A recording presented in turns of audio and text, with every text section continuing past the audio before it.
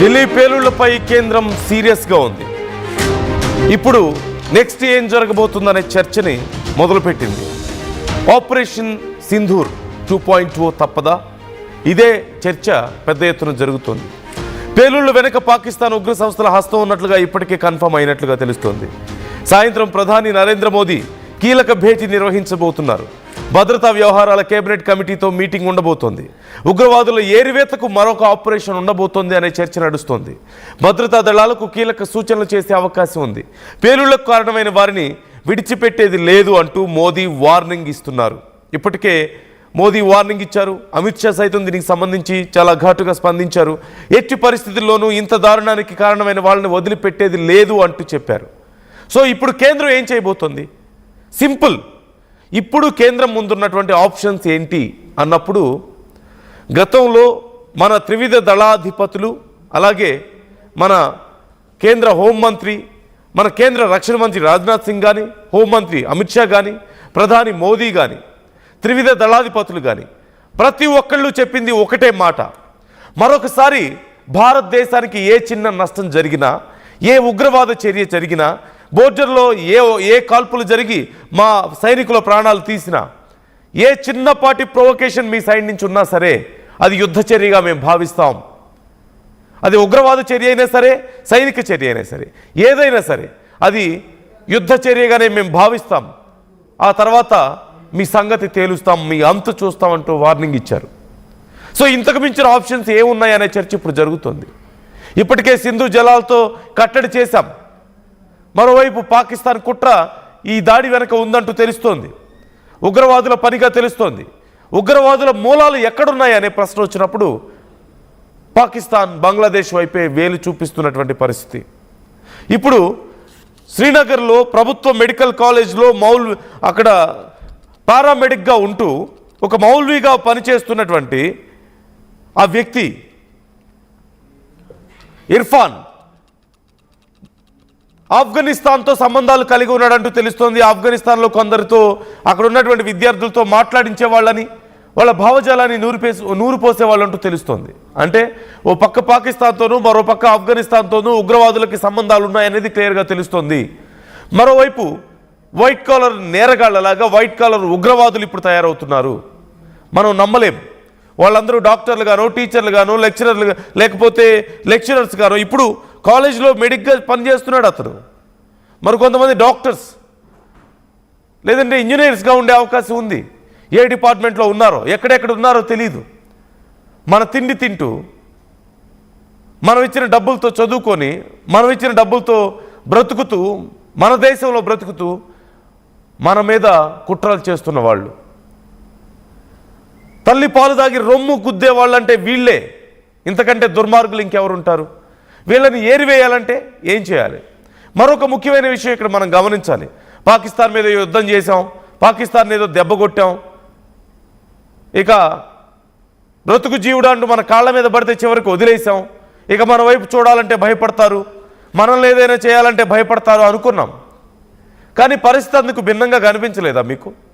మనల్ని బెదిరించడం, సింధు జలాల మీద ప్రాజెక్టులు కడితే పేల్చేస్తామనడం, మన మీద అణుబాంబులతో దాడి చేస్తామని చెప్పడం, మనతో యుద్ధం చేయడానికి మేము సిద్ధంగా ఉన్నామని చెప్పడం, ప్రపంచ దేశాల సపోర్ట్ మాకుందని రెచ్చిపోవడం. మరోవైపు ఇంత భారీ ఎత్తున 3000 కిలోలకు పైగా పేలుడు పదార్థాలను సిద్ధం చేసుకోవడం, రెజిన్ లాంటి కెమికల్స్ కలిపి కొన్ని వేల మంది ప్రాణాలు ఒకేసారి తీయడానికి సిద్ధం అవడం. వాళ్ళు వెనక్కి తగ్గలేదు, వాళ్ళు భయపడలేదు, మరింత బలంగా మన వైపు దూసుకొచ్చే ప్రయత్నం చేశారు. అంతకి 1000 రెట్లు మనకి నష్టం చేయడానికి సిద్ధం అయ్యారు. సో మనం పిచ్చోళ్ళం ఇక్కడ. మన మంచితనాన్ని వాళ్ళు చేతగానితనంగా తీసుకున్నారు, కానీ మనకు తిరిగి దెబ్బ కొట్టడం చేతకావడం లేదా? మన ప్రభుత్వాలు ఏం ఆలోచిస్తున్నాయి? ఇంకా ఈ ప్రశ్న నాది మీది కాదు, ప్రజలందరిది ఇదే ప్రశ్న. ఇంకెంతమంది ప్రాణాలు పోవాలి? ఇంకెంతమంది శరీరాలు ఛిద్రం అవ్వాలి? ఇంకెంతమంది శరీర భాగాలు కనీసం గుర్తుపడడానికి కూడా కనపడకుండా అక్కడ పడి ఉండాలి? ఎన్ని కుటుంబాలు ఇలాంటి మానసిక క్షోభను అనుభవించాలి?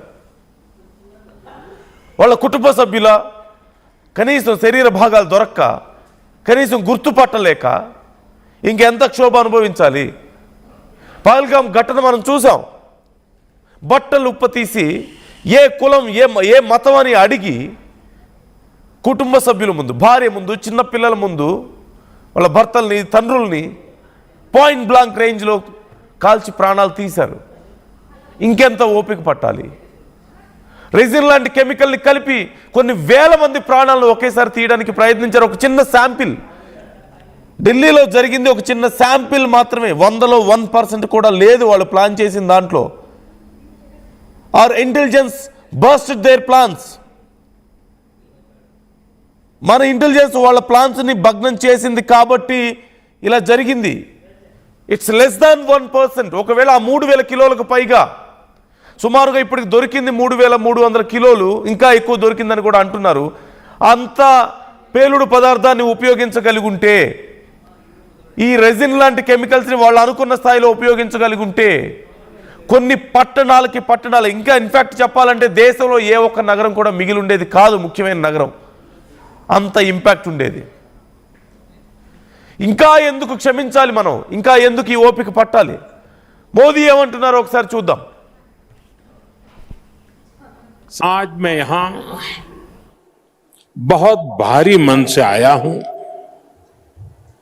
कल शाम दिल्ली में हुई भयावह घटना ने सभी के मन को व्यथित कर दिया है। मैं पीड़ित परिवारों का दुख समझता हूं। आज पूरा देश उनके साथ खड़ा है। मैं कल रात भर इस घटना की जांच में जुटी सभी एजेंसियों के साथ, सभी महत्वपूर्ण लोगों के साथ संपर्क में था, विचार विमर्श चलता था, जानकारियों के तार जोड़े जा रहे थे। हमारी एजेंसियां इस षड्यंत्र की तह तक जाएगी। మనం అనుకుంటున్న దానికంటే సీరియస్నెస్ చాలా ఎక్కువగా ఉంది. ఈ ఒక్క విషయాన్ని నేను చెప్పదలుచుకున్నాను. We're in more danger, we're in deep danger. ఏ కొద్దిపాటి తేడా జరిగినా సరే మన దేశంలో చాలా నగరాల పరిస్థితి, ఇక చాలా నగరాలు తుడిచిపెట్టుకుపోయే పరిస్థితి. ఇప్పుడు ఈ 2-3 రోజుల్లో జరిగినవే నేను మళ్ళీ చెప్తున్నాను. 3000 కిలోలకు పైగా పేలుడు పదార్థాలు, గన్స్, బాంబ్స్, వెపన్స్, మిగతా వెపన్స్ ఇంకా చాలా ఉన్నాయి. అండ్ ఇక్కడ రెజిన్తో అటాక్ చేసే ప్రయత్నం. కొన్ని వేల మంది గుట్టలు పడిపోయి ఉండేవాళ్ళు, ఛిద్రమైపోయి ఉండేవాళ్ళు, వాళ్ళు అనుకున్నది కనుక చేయగలిగి ఉంటే. They are not scared of us.